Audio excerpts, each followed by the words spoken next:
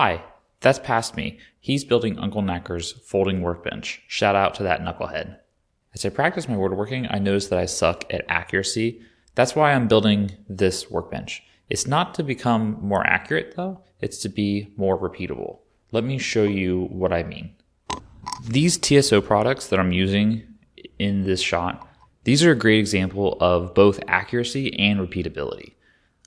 Beforehand, I was just using the Craig ACS, and it wasn't very accurate.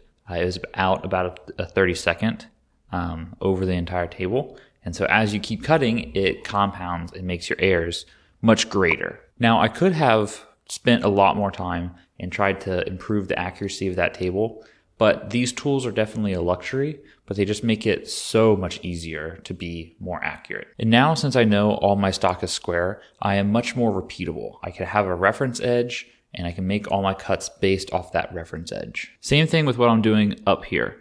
I am using a stop block on my miter saw, so I measure once and then make multiple cuts using that stop block at that same length. I only have to worry about accuracy one time, but then I have repeatable cuts so all my legs are exactly the same size no matter what. Case in point are these speakers that I built for our basement.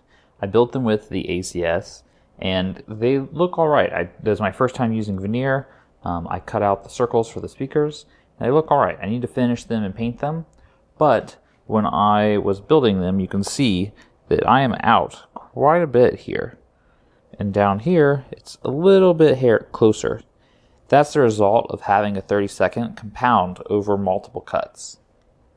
Well, I kind of am, but I'm blaming myself more so than the tool. I could have taken more time, made sure that it was square, and then, flipped the piece or done something to account for that 30-second.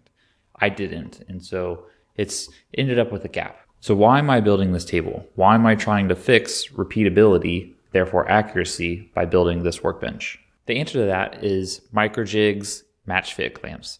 These are a little dovetail clamp down at the bottom that you take your router and a special bit, and then you route a track into whatever surface that you want to put these clamps on. This lets you have a grid of clamps without needing to be super accurate about it. If you have a whole bunch of dog holes, a lot of people spend a lot of money getting those special jigs to let you drill dog holes in exact positions. The same thing with T-track. You don't have to buy a metal track to be able to use this. You can just route it directly into the table. But the plan is to use these as an assembly/fixture table to help me when I go to build things, to set up jigs, to set up cuts, so that I am more repeatable.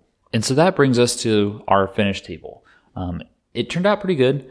I rushed through it a little bit, so there are some things that aren't as nice as Uncle Knacker's, but I think it's okay for what it is. Getting it up on the wall is a little bit of a pain. It's very heavy, so hopefully, I haven't cut the tracks in it just yet. Hopefully, I'm removing some material and make it a little bit lighter, but not very much. So this is the Matchfit system. It lets you route these dovetails in a grid pattern like this to build things to hold down your workpiece.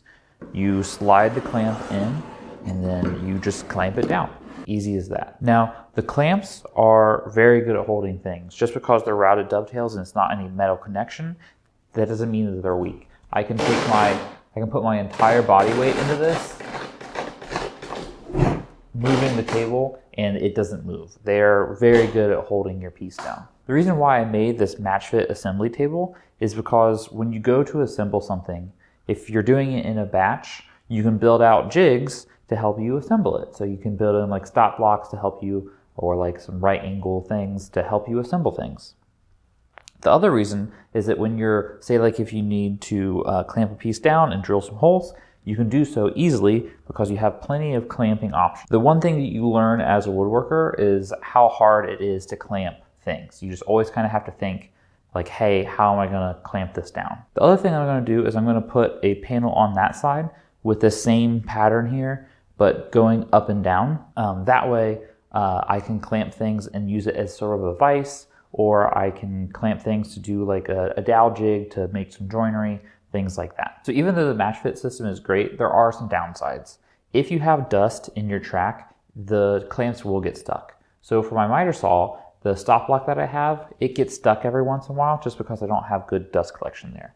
The other thing that can happen is that because these are just in the wood here, that if you go and you really clamp down on them, so like if I set this up and there's nothing here underneath of it, right? If I really go to clamp down on this, it will start to try to pull the clamp out from the track.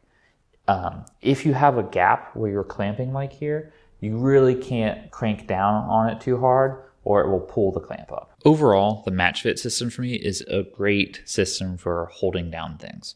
The simplicity of being able to route your own tracks, you can make plenty of your own jigs and plenty of your own little things to help you hold and just improve your workflow with them.